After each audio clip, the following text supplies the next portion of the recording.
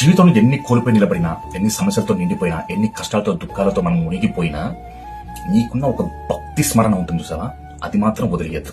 ఎందుకంటే ఇవి ఎన్ని వచ్చి నీ మీద పడి నిన్ను సఫర్ చేస్తూ నేను టార్చర్ చేస్తున్నా సరే, భక్తి అనే ఒక నమ్మకం నేను ఎల్లవేళ నిలబెడుతూనే ఉంటుంది. ఈ మాట మీరు ఎవరిని అడిగినా చాలా గొప్పగా చెప్తారు.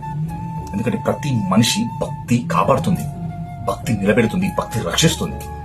భక్తికున్న సామర్థ్యమైన శక్తి అంత గొప్పది. ఎందుకంటే భక్తి ఎంత గొప్పదంటే, నువ్వు ఏ దైవాన్నైనా నువ్వు గట్టిగా నమ్మి నిలబడినప్పుడు ఆ దైవం నీకు రక్షణగా మారుతుంది.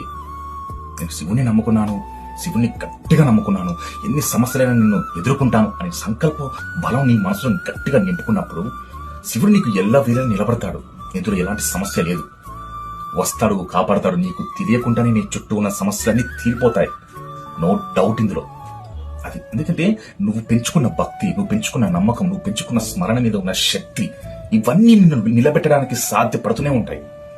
ఎల్ల వేళలా రక్షిస్తూనే ఉంటాడు ఈశ్వరుడు. అందుకని జీవితం ఎన్ని కోల్పో నువ్వు పర్లేదు, కానీ భక్తి అనే నమ్మకాన్ని, దేవుడి మీద ఉన్న మన విశ్వాసాన్ని అది మాత్రం కోల్పోకుండా కాపాడుకోవాలి.